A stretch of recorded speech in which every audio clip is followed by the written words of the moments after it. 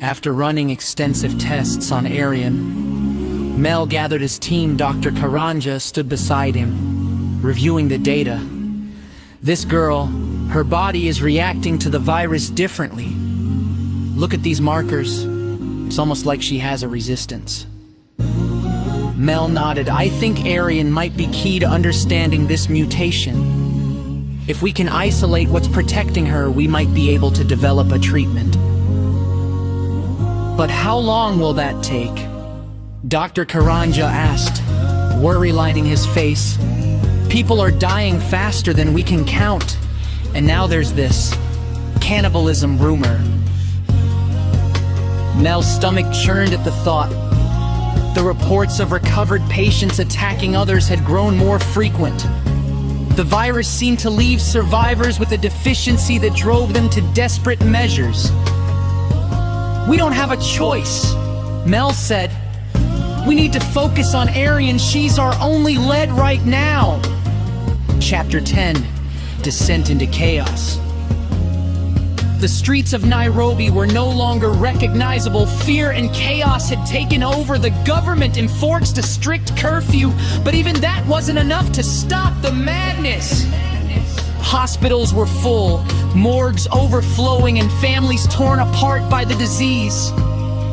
The threat of cannibalism was no longer a rumor. It was a horrific reality.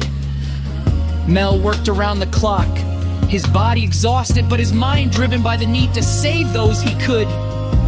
He watched over Aryan closely, hoping her immune response would lead to a breakthrough. Meanwhile, Ash's condition deteriorated. Ryan was beside himself, torn between caring for his wife and daughter. Mel knew Ryan was struggling to hold it together, but there was little he could do. The virus was unpredictable, and there were no guarantees. Chapter 11, The Cannibal Crisis. The reports grew worse. Recovered patients, those once thought to be safe, were succumbing to violent urges. Infected individuals were attacking others, driven by an insatiable hunger. Mel's research had led him to a disturbing conclusion. The virus was depleting a vital nutrient in the brain, leading to cannibalistic behavior in some survivors. Mel and his team scrambled to find a solution. The government had imposed martial law, and the military was deployed to deal with the rising cases of violence. The situation was spiraling out of control, and Mel knew that time was running out. As the city descended further into chaos, Mel received an urgent call from Njeri.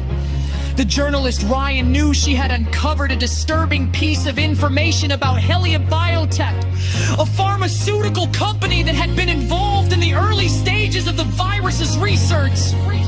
Mel, this company, Helium Biotech, they're hiding something. Njeri said, her voice laced with urgency. I've got documents showing they developed a prototype vaccine months ago.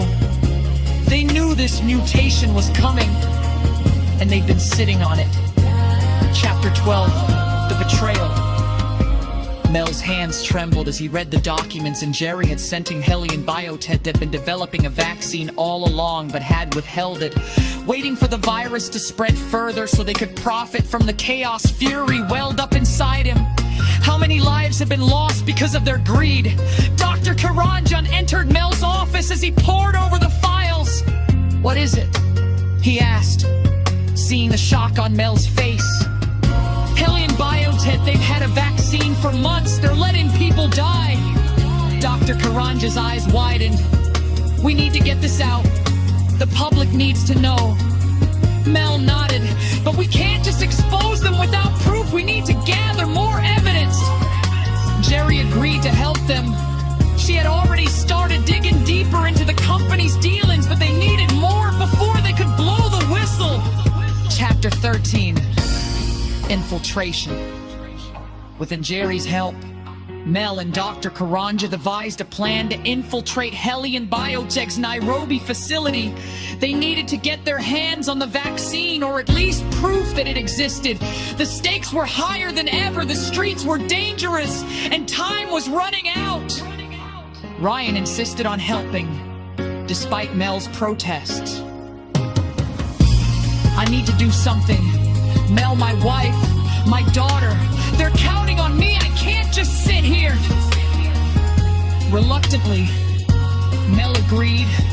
The three of them, Mel, Ryan, and Dr. Karanja, set out to uncover the truth, and Jerry would feed them information from the outside. The night of the infiltration was tense.